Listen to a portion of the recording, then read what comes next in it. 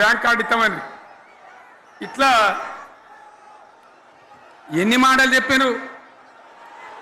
ఇక ఉరుకురి ఒకరినికోడు ఉరుకురి 2 లక్షల లోన్ తెచ్చుకొని డిసెంబర్ 9 నాడే కథం, ఒక కలంపోడుతోనే కథం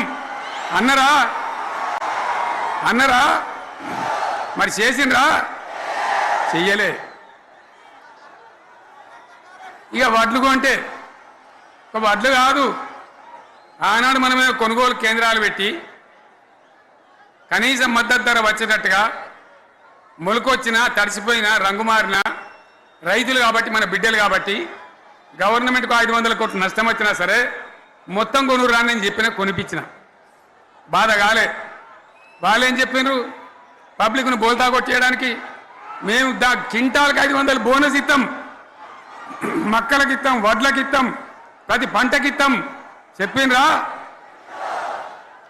ఇటువంటివి చెప్పుడే కాదు, వీటితోని ఇంకొక 420 హామీలు చెప్పాను. వాళ్ళ నోటికి మొక్కాలే. కళ్యాణ లక్ష్మి కేసీఆర్ 1,00,000 రూపాయలు ఇస్తాడు, మేము వస్తే తులం బంగారం కూడా కల్పిస్తామని అన్నారా? జనం నత్తందా? ఇక హామీలు ఇచ్చుడు కాదు, పెద్ద పెద్ద బుక్కులు వంచి ఊరూరికి వంచారు. సిగ్గులేక ఊళ్ళ పంట తిరిగి బాండ్ పేపర్లు రాసిచ్చారు. బాండ్ పేపర్లు ఇంటికి తిరిగిండ్రు. చెప్పిండ్రా? చాలా మంది అడిగిండ్రు. మరి మీరు అడ్డగోలు చెప్తున్నారు, అడ్డం పొడుగు చెప్తున్నారు, ఎటువంటి అడ్డ చెప్తున్నారు, యాడికెళ్ళి ఇస్తారా భయ అని అడిగిండ్రు. పేపర్ వాళ్ళు అడిగిండ్రు.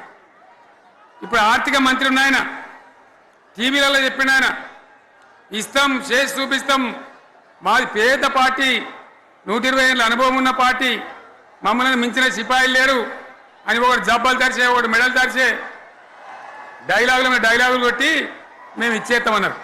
ఇచ్చిండ్రా? ఇయ్యలే. రుణమాఫీ చేయలే. మధ్యలో పార్లమెంట్ ఎలక్షన్లు వచ్చినాయి. అప్పుడు నాకు కాలు ఇరిగింది, మెంటుకుంటున్నాం, మళ్ళీ నేను బయలుదేరిన. ఆ దెబ్బకి ఏం చేసిండ్రు?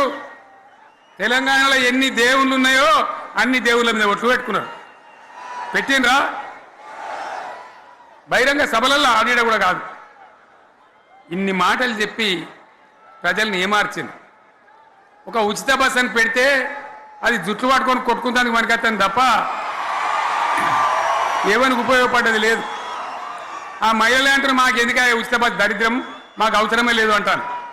అటువంటి ఒక పథకం పెట్టి